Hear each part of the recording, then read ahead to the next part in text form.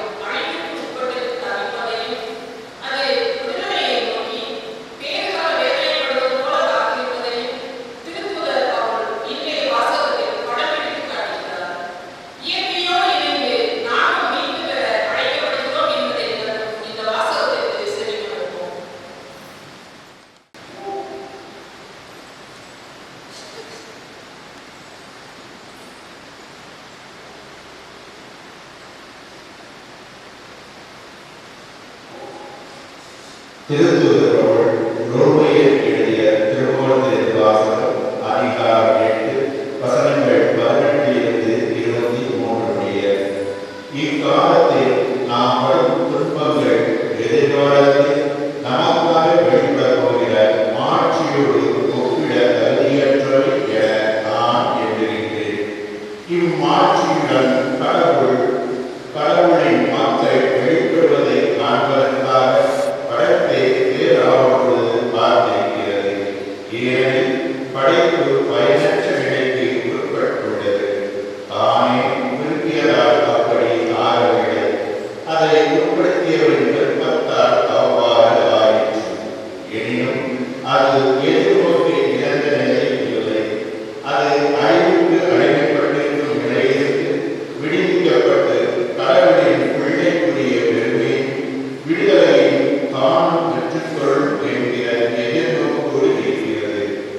இந்நாட்களை படைப்பு அனைத்தும் ஒருங்கே வேறுபாட வேதனையுற்று தவிக்கின்றது என்பதை நாம் அறிவோம்.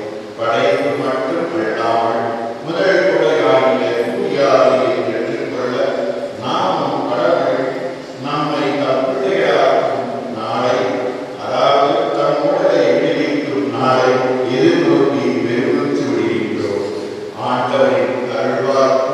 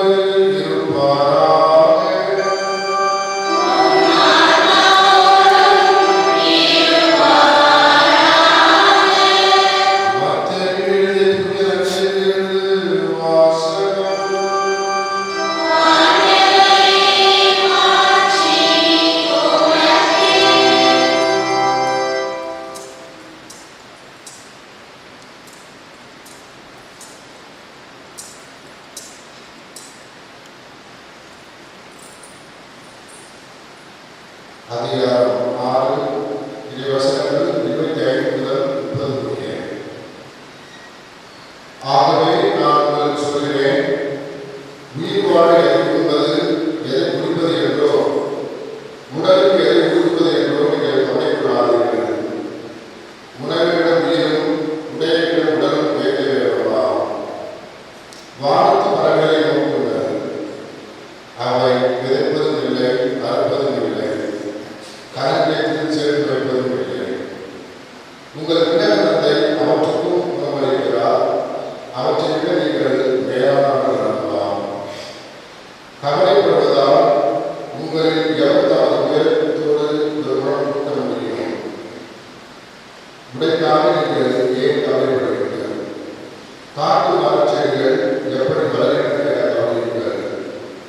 அவை உடைப்பதும் இல்லை, உருப்பதும் இல்லை. ஆனால் சாலமோன் கூட தம் மேன்மையெல்லாம் அவற்றை முட்டை போலவும் அணைத்திருந்ததில்லை என நான் உங்களுக்கு சொல்கிறேன். நம்பிக்கையுடையவர்களே, இன்றைக்கிருந்து நாளை கருப்பில் எறியப்படும் காட்டுப்புழுக்கு கடவுள் இவ்வாறு அணி செய்கிறார் என்றால் உங்களுக்கு இன்னும் அதிகமாக செய்ய மாட்டாரா? ஆண்டவரை அன்பாக புனித சூசையப்பரின் வழியிலே வெற்றி நடைபெற்றுக் கொண்டிருக்கிற சமயங்களோடு பங்கு கூட்டி திருவிழாவைக்கு இந்த 5வது நாளிலே என்னுடைய திருவிழாவை நோக்கி பயணத்தை எங்களது அன்பின் பணியாளர்கள் குழுமத்தின் சார்பாக வாழ்த்துக்களை தெரிவித்துக் கொள்கிறேன்.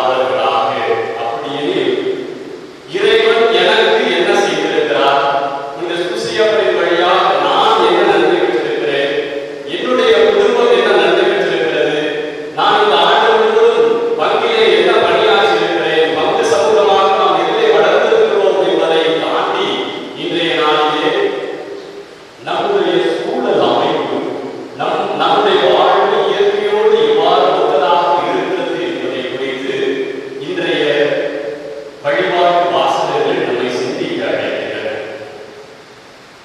வழக்கமா நம்ம ஒரு திருப்படி, ஒரு ரிலீஜியஸ் சார்ந்த கொண்டாட்டங்கள் என்று சொல்கிற பொழுது, சமயம் சார்ந்த கொண்டாட்டங்கள் என்று சொல்கிற பொழுது, சமயம் சார்ந்த சிந்தனைகளையும் ஆன்மீக சிந்தனைகளையும் பேசுவோம் இல்லையா? இயற்கையை பாதுகாவலர்களாக வாழ்வதற்கு இன்று நம்முடைய கொண்டாட்டம் நமக்கு உதவி செய்ய வேண்டும் என்று நம்முடைய சமூகம் சார்ந்த முன்னுரையை வாசிக்க வேண்டும். இன்று மிக தேவையாக இருக்கிற இந்த ஒரு மிக முக்கியமான செய்தியினை இறைவன் இயேசு நமக்கு தந்திருக்கிறார். புனித சுசேவருடைய விழாவை கொண்டாடுகளே நம்முடைய பங்கு தந்தையுடைய தேர்வாக இருந்தாலும் இன்றைய சூழலிலே நமக்கு கொடுக்கப்பட்டிருக்கிற தேவையாக இருக்கிற ஒரு தலைப்பாக ஒரு கருப்பொருளாக இருக்கிறது. ஒரு பரந்த விண்வெளி எங்க போய் முடியுதுன்னு இன்னும் தெரியலையா?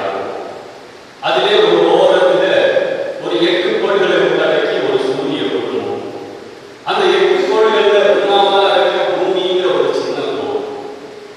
அதிலும் கூட இருக்கின்ற 150 மில்லியன் கிலோமீட்டர் பரந்த இந்த பெரிய கோள்ல ஏறக்குறைய 71% தண்ணீரால் நிரம்பியிருந்தாலும் இருக்கிற இந்த 29% பரப்பளவுல ஒரு மூலையிலே சமயநல்லூர் என்கிற இந்த பகுதியிலே, இந்த பங்கிலே நாம் இதோ இறைவன் நமக்கு கொடுத்திருக்கிற இந்த இல்லத்திலே, இந்த பங்கிலே, இந்த ஆலயத்திலே நாம் வாழ்ந்து கொண்டிருக்கிறோம்.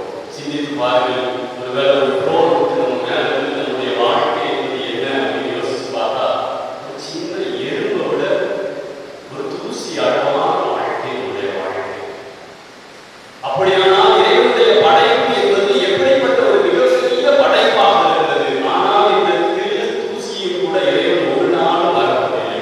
நமக்கு தேவையான உணவு, உடை, நீர், மகிழ்ச்சி, உறவுகள், நாம் வாழ்கிற கால சூழ்நிலை என்று ஒவ்வொரு நாளும் தன்னுடைய பராமரிப்பிலே வைத்து நம்மை பாதுகாத்து வருகிறார். இதைத்தான் நம்முடைய முதல் வாசகத்திலே வாசிக்க கேட்டோம்.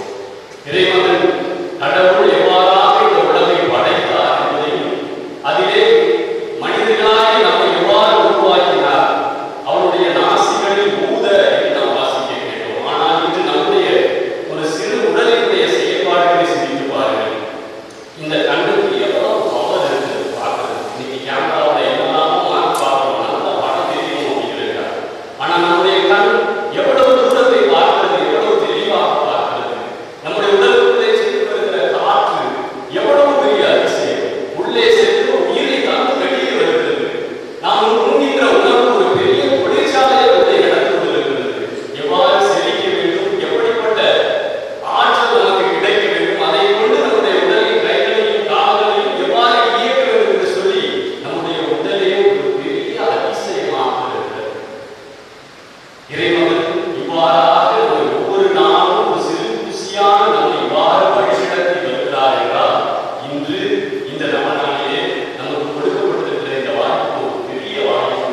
இதையெல்லாம் சிந்தித்து இந்த அதிசயத்தை நாம் கண்டுகொண்டு இறைவனுக்கு நன்றி சொல்வதற்காக நாம் அழைக்கப்பட்டிருக்கிறோம்.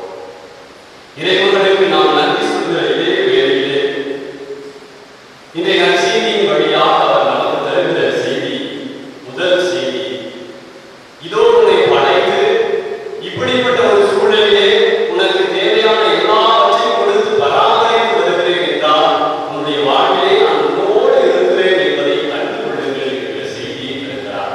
படைத்தவர் நம்மோடு இருக்கிறார். நம் வாழ்வு முழுவதுமாக அதிசயங்களும் அற்புதங்களும் அவருடைய பராமரிப்பு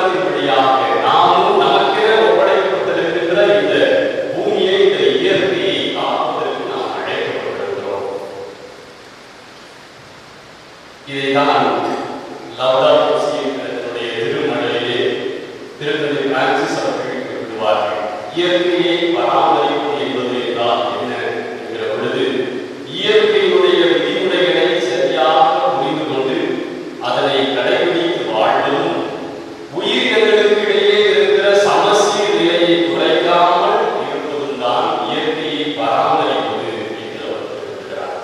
இயற்கையினுடைய விதிமுறைகள் அப்படின்னா என்ன, உயிரினங்களுடைய சமசீர் அப்படின்னா என்ன அப்படின்னா ரொம்ப சயின்டிபிக்கா பேசுறீங்க அப்படின்னு உங்களுக்கு தோணும். உயிரினங்களுடைய சமசீர், இயற்கையினுடைய விதிமுறை என்பது வேற ஒன்றும் இல்லை. நம்மளோடு இருக்கிற எல்லா உயிரினங்களையும் மதிப்பதும் அதனை அதற்கு ஏற்ற முறையில் வாழ விடுவதும் தான் என்னுடைய சமசீர் தன்மை என்பது இயற்கையினுடைய விதிமுறை என்பது. இன்றைய மனித சமூகம் எப்படி மாறிக்கொண்டிருக்கிறது? எனக்கு இது பயன்படும், எந்த அளவுக்கு பயன்படும், இது நம்முடைய பயன்பாட்டு நிலைகளிலே நீங்க பயன்படுத்தி யோசித்து பாருங்க. என்னெல்லாம் கிடைக்குமோ எடுத்து யூஸ் பண்ணுவோம், முடிஞ்சதுக்கு அப்புறம் தூக்கிப்போம். Use and throw. அது போய் யாரை பாதிக்கும், என்ன ஆகும் என்பதை பற்றி எனக்கு கவலை இல்லை. இப்போது என்னுடைய தேவை ஒரு பல்ப். நான் சாப்பிட்டேன், இந்த பிளாஸ்டிக் பேப்பர் போய் 10 மீன்களை கொண்டாலும் பரவாயில்ல, இல்ல அங்க இருக்கிற நிலங்களெல்லாம் பாதிச்சாலும் எனக்கு என்னுடைய தேவை நிறைவு செய்யப்பட்டால் போதும். இது இயற்கையின் விதிமுறைக்கும் உயிரினங்களுக்கு இடையேயான சமசீர் தன்மைக்குமான எதிரான செயல். நம்முடைய திருத்தந்தை பிரான்சிஸ் அவர்கள் அதைத்தான் நமக்கு குறிப்பிடுகிறார். இந்த லவ்தாத்தோ சி என்கிற இந்த திருமடலின் வழியாக இயற்கையை பாதுகாவலர்களாக வாழ்பவர்கள் நம்மோடு வாழ்கிற உயிரினங்களும் நம்மை போல இருக்க வேண்டும் என்று அதை மதிப்பார்கள், அதற்கு ஏற்ற சூழ்நிலையை உருவாக்குவார்கள் என்று நமக்கு அறிவுறுத்துகிறார்கள். அது மட்டுமல்ல, நாம் சில வேளைகளிலே இயற்கையை சரியாக பயன்படுத்தாத போது அல்லது அதனை அழிக்கின்ற பொழுது நாம் என்ன செய்கிறோம்? பிறருக்குரியதை திருடுகிறோம். காந்தியடிகள் சொல்வார், அளவுக்கு அதிகமாக வைத்திருப்பவர் திருடு என்று குறிப்பிடுவார். அப்படியானால் என்னுடைய தேவைக்கு அதிகமாக நான் மகிழ்ச்சியாக இருக்க வேண்டும் என்பதற்காக நான் அதிகமாக இயற்கையை பயன்படுத்தப்படுகிற பொழுது நான் அடுத்தவருடைய வளத்திலே இதை கடவுள் அவருக்காக கொடுத்திருக்கிற கொடையை நான் திருடுகிறேன். இன்று நான் தண்ணீரை அதிகமாக பயன்படுத்தி வீணடிக்கிறேன் என்றால் எனக்கு பின் வருகிற சந்ததியினுடைய தண்ணீரை இன்று நான் திருடி கொண்டிருக்கிறேன். ஆழமாக யோசித்து பார்ப்போம். பல வேளைகளில் இதெல்லாம் நமக்கு தெரியதாக தெரியவில்லை. ஆனால் இதுவெல்லாம் இறைவன் நமக்கு கொடுத்திருக்கிற கொடை. இது எனக்கு மட்டுமான கொடை அல்ல, என்னோடு வாழ்கிற எல்லா உயிரினங்களுக்குமான கொடை என்பதை என்று நாம் உணர்கிறோமோ அன்று இயற்கை மீதான நமது பொறுப்பும் அதிகம். எனவே இந்த நாளிலே இறைவன் நமக்கு கொடுத்திருக்கிற இந்த வாய்ப்புக்காக, இதை பற்றி சிந்திப்பதற்காக நமக்கு கொடுத்திருக்கிற வாய்ப்புக்காக இதைதான் இன்றைய 2ஆம் வாசகத்திலே பவுலடியார் குறிப்பிடுகிறார். இன்றைய படைப்புகள் எல்லாம் வேறுகால வேதனைக்கு தவிக்கின்றன. தாய்மார்கள் எல்லாம் வேறுகால வேதனை தான் என்ன அப்படின்னு நான் சொல்லி புரிய வைக்கணும்னு அவசியம். இன்று நம்மோடு இருக்கிற இந்த இயற்கை வளங்கள் எல்லாம் வேறுகால வேதனையிலே இருக்கின்றன. நான் என்று விடுவிக்கப்பட போகிறேன், நான் என்று ஒரு புதிய படைப்பாக மாறப்போகிறேன். அது எப்படி சார் ஒரு புதிய படைப்பாக மாறணும் அப்படின்னு நினைச்சீங்கன்னா, சிறு வெளிப்பாடு 21ஆவது அதிகாரத்தை வாசிப்போம். புதிய விண்ணகமும் புதிய மண்டபமும் எப்படிப்பட்டதாக இருக்க போகிறது என்று. கடவுளே அந்த இயற்கையின் உருவமாக இருக்க போகிறார், அவரே ஒளியாக இருக்க போகிறார். சூரியனும் நிலவும் கூட தேவைப்படாது, ஒரு புதிய எருசலேம் உருவாக இருக்கிறது என்று அவர் குறிப்பிடுகிறார். அப்படிப்பட்ட ஒரு பயணத்தை நோக்கிய புதிய எருசலேமுக்கு நாம் ஒவ்வொருவரும் அழைக்கப்பட்டிருக்கிறோம். கடவுளை நாம் படைத்ததாக காட்டுகிற பொழுது இன்றைய நாளிலே நாம் ஒவ்வொருவரும் அவரோடு இணைந்த இணை படைப்பாளிகளாக வாழ்வதற்கு அழைக்கப்பட்டிருக்கிறோம். அவர் கொடுத்திருக்கிற விதைகளின் வழியாக அதை வளர்த்தெடுப்பதற்கும் அதன் வழியாக உயிரினங்களை உருவாக்குவதற்கும் நாம் எல்லாம் இணை படைப்பாளிகளாக மாறுவதற்கு அழைக்கப்பட்டிருக்கிறோம். இயற்கையை பாதுகாப்பதற்கு நாம் என்னெல்லாம் செய்யணும்னு நாம் அவங்களுக்கு அட்வைஸ் பண்ணணும்னு அவசியம். தண்ணீரை பயன்படுத்துவதாக இருக்கிறது, கழிவுகளை அப்புறப்படுத்துவதாக இருக்கிறது, கழிவாக வெளியேறுகின்ற நீரை சரியான முறையில் பயன்படுத்துவதாக இருக்கிறது, பிளாஸ்டிக் பயன்படுத்துவதாக இருக்கிறது.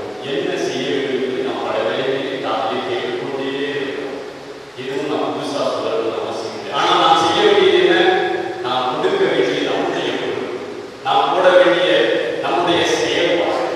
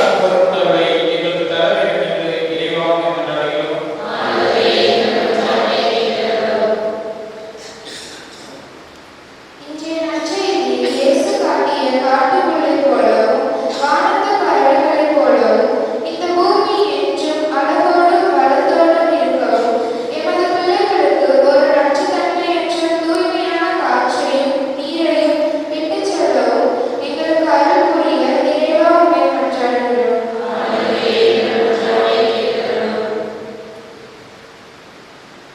இணைந்து பயணிக்கும் திரு அவை என்ற இலக்கிற்கு ஏற்ப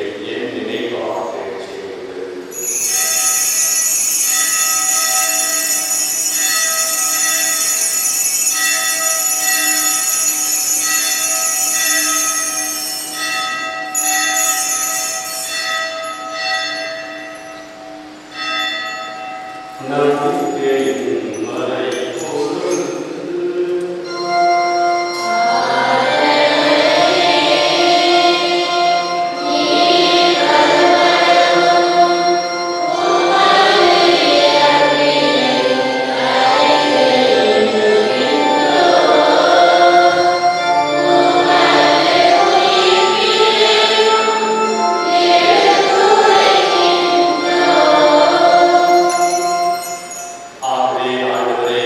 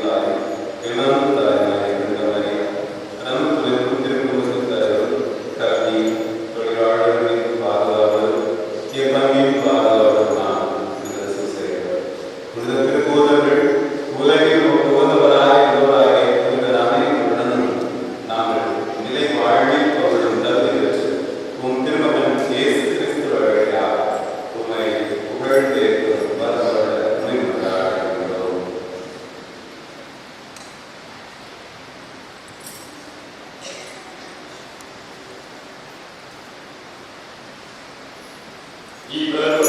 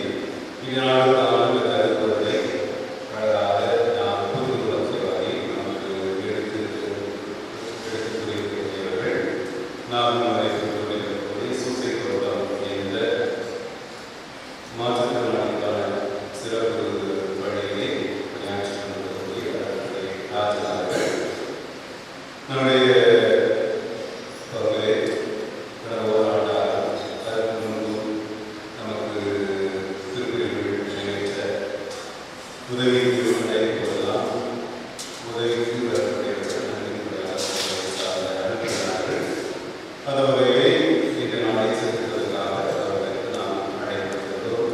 அந்த அழைப்பை ஏற்று இந்நாளிலே இந்த திருப்பதிகளை ஏற்று நடத்தி இயற்கையின் பாதுகாவலராக நாம் எவ்வாறு வாழ வேண்டும் என்பதை இறைவார்த்தையுடைய வாசகங்களையும் அதே நேரத்திலே நமக்கு மிகவும் அறிமுகமாகக்கூடியவர்களை அதை மீண்டும் செயல்படுத்துவதற்கான ஒரு வழிகாட்டுதலையும் வழங்கக்கூடிய அதன்படி ராஜாக்களுக்கு வளர்ச்சி சார்பாக நமது நன்றியை சிறப்பாக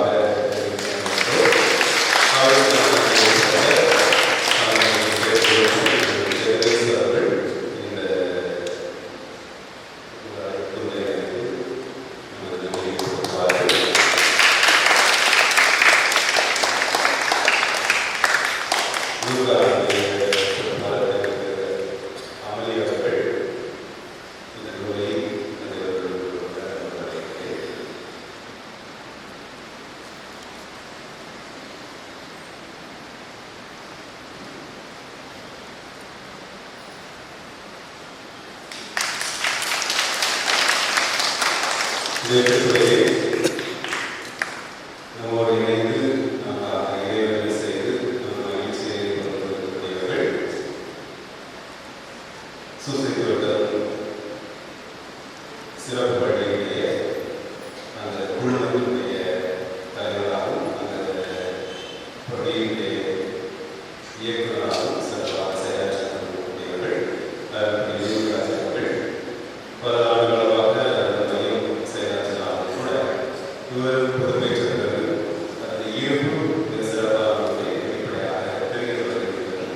பொறுப்பேற்ற நாளிலிருந்தே தொடர்ந்து பல்வேறு முன்னெடுப்புகளை எடுத்து அங்கு வயதுடைய வந்து இருக்கக்கூடிய அந்த சிறப்பு நிலையில் இருக்கக்கூடியவர்கள் பாதுகாப்பாக இருக்க வேண்டும், நலமான சூழலை பெற்றுக்கொள்ள வேண்டும் என்பதற்கான முன்னேற்றத்தை நமக்கு அந்த வழங்கியிருக்கிறார். அதோடு கூட நம்முடைய பங்கிலே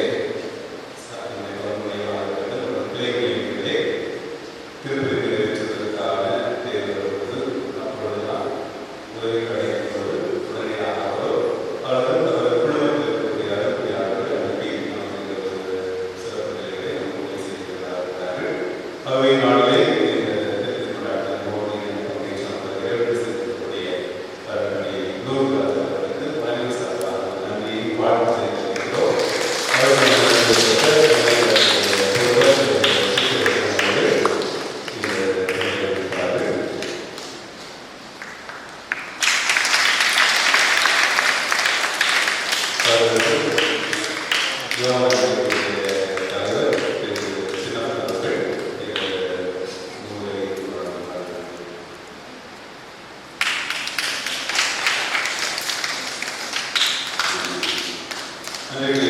நாளிலே பொருளோடு உதவியாகவும் இருக்கக்கூடியவர்கள் லூகா யோவான் இரண்டு நம்பிக்கையுடைய பொறுப்பாளர்கள் உறுப்பினர்கள் அனைவருக்கும் நமது சிறப்பான நன்றிகளையும் வாழ்த்துக்களை தெரிவிக்கின்றோம்.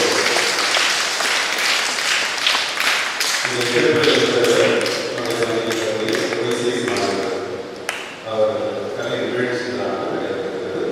இந்த நிகழ்ச்சிகளை தலைமையேற்றுவதற்காக இயக்குநருடைய வழிகாட்டு ஜெயசாலையும் சமநிலையினுடைய கூட நிறைய சுசரித்தவர்களையும் அவர்களோடு பாடக்கூடிய தலைவர் இறுதியவர்களையும் அன்றைக்கு ஒவ்வொரு நாளும் மாலையிலே 5:30 மணிக்கு நாம் திருச்சபை மாலை செலுத்துகிறோம். இது 4வது வணக்க நாளாக இருப்பதால் ஒரு சிறப்பு